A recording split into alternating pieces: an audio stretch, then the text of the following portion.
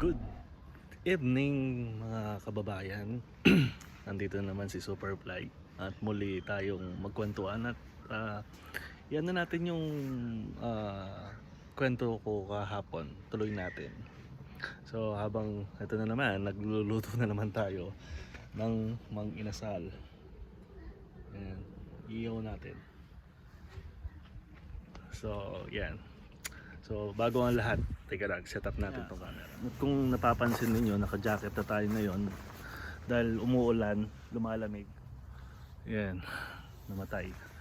So mapapansin ninyo naka visor ako, windbreaker, visor, windbreaker, palamig na nga.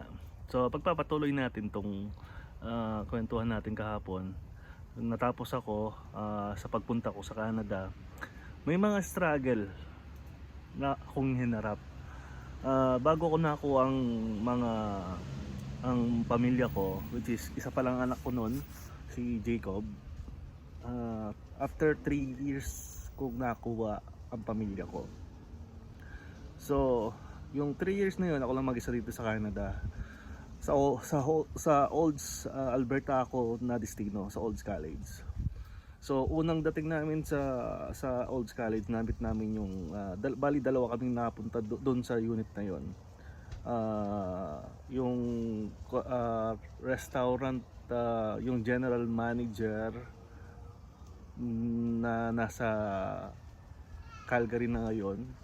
Shoutout kay Michelle Prieto. Siya yung naging kasama ko doon.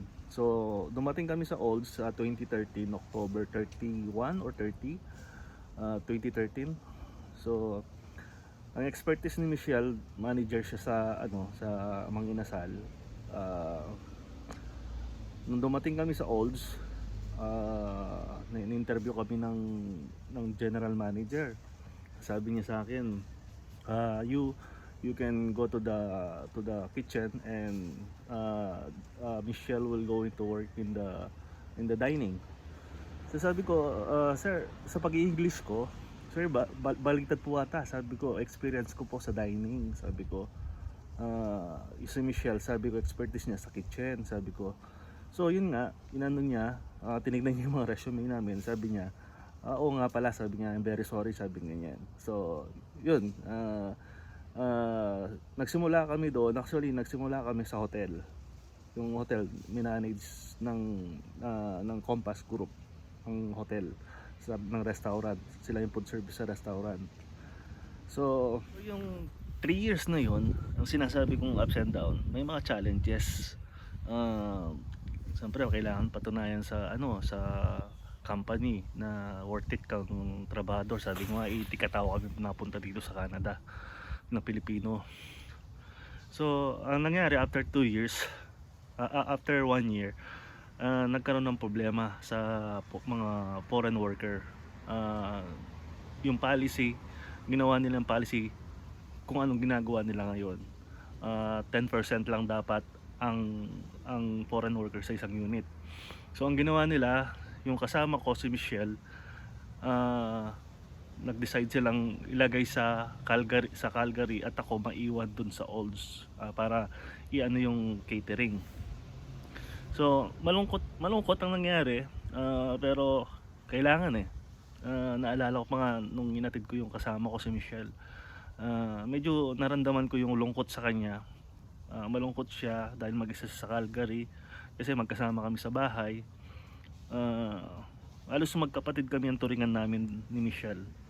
So sabi ko nga, try mo lang 1 month.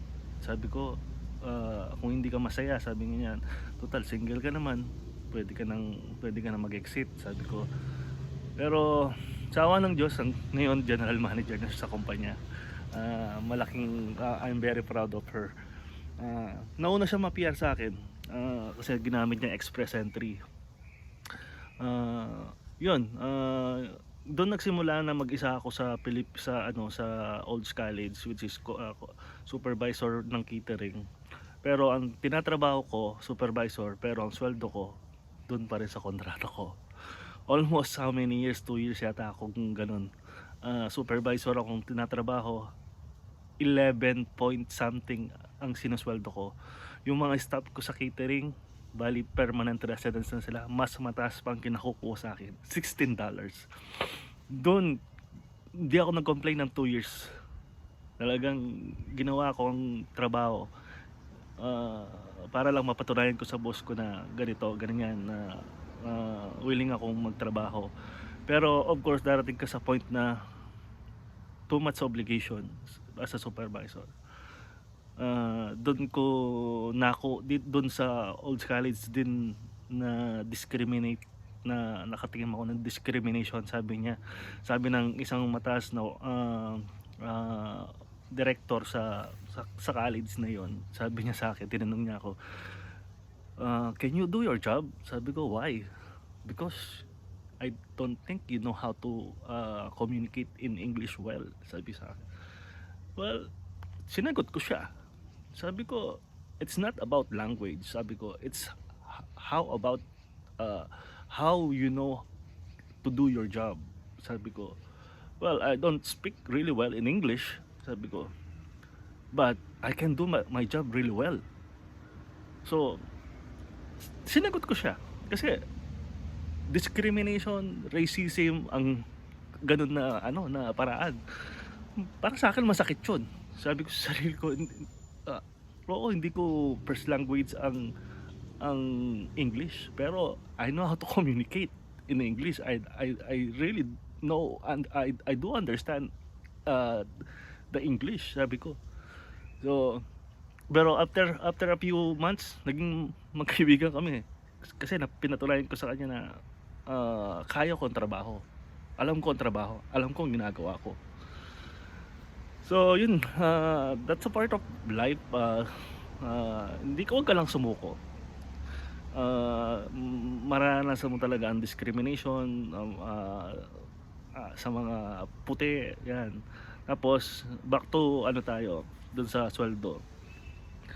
Ang nangyari nga, dahil nga sinasabi ko sa sarili ko, guys, pinaglaban ko ang kinakausap ko ang general manager ko, bakit hanggang ngayon hindi pa ako tumataas, kasi ang dami ng responsibility binibigay sa akin. So tumawag ako wala akong makuha ang sagot doon sa general manager ko, hanggang sa tumawag na ako sa HR ng company. Sinabi ko ang sitwasyon ko, sabi ko, I fully understand my responsibility and my contract as a foreign worker, which is I am a kitchen helper on my contract, and I have only 11 point something na sweldo, sabi ko. But since after 6 months of my contract, they promoted me as a supervisor and I have a different role right now. Sabi ko, I've been talking to my general manager for how many times, but you always tell me I cannot do nothing because you are foreign worker. I cannot give you some raise. So yun nga, sabi ng HR, this is not right. If they are giving you a different role, they need to increase your salary. So after we talk about what happened to you, I will gonna call to your general manager. So yun nga, tumawag sila. Nagalit yung boss ko, bakit daw ako tumawag sa general manager ko, sa HR. Sabi ng general manager ko, which is, sabi ko, hindi na tama ang ginagawa mo. Sabi ko, kasi how many times ako nagtanong sa'yo, wala kang may sagot. So nagdesisyon na ako tumawag sa HR, sabi ko. So sabi na, kakausapin ka? Sabi niya, yes, they talk to me. Sabi niya, okay, tomorrow we will going to adjust your salary.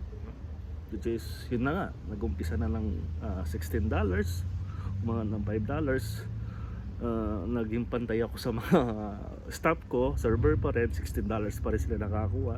Kasi okay lang yun. Tapos dinagdagan ako ng mga gratuity. Yung gratuity parang tip yun sa catering. So pag nga busy kayo, marami kang makukuha.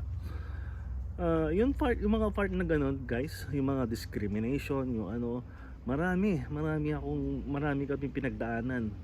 Katulad ni Michelle, yung kasama ko, talagang mahirap sa kanya na lumipat sa Calgary.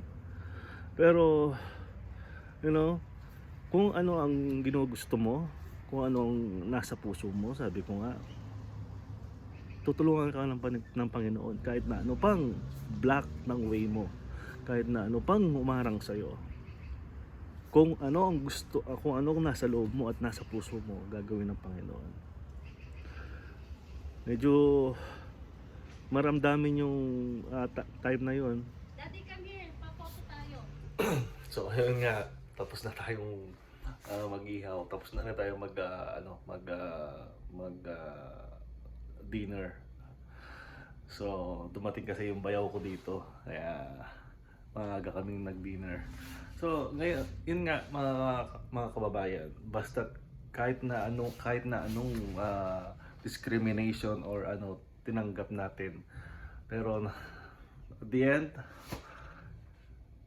sa mga hindi ko tinake na negative yun, kundi challenge. So any problem that you are facing right now, mga kababayan, challenge nyo lang. I-treat nyo lang challenge at positive. Kasi pagka tinreat yung negative, mananalo ang kasamaan. So, yun lang mga kababayan. Ito lang muna ang kwentuhan natin. Tutuloy natin bukas. Sana mga kababayan, maraming salamat sa mga bagong subscriber. Sana patuloy nyo akong panoorin at subaybayan ang mga inspirasyon na sinasabi ko sa buhay. Ang importante sa buhay, nakakapulot tayo ng inspirasyon, hindi puro negative. So, yun lang mga kababayan. God bless you. Please subscribe and share my channel. God bless you all. Mabuhay po kayo lahat.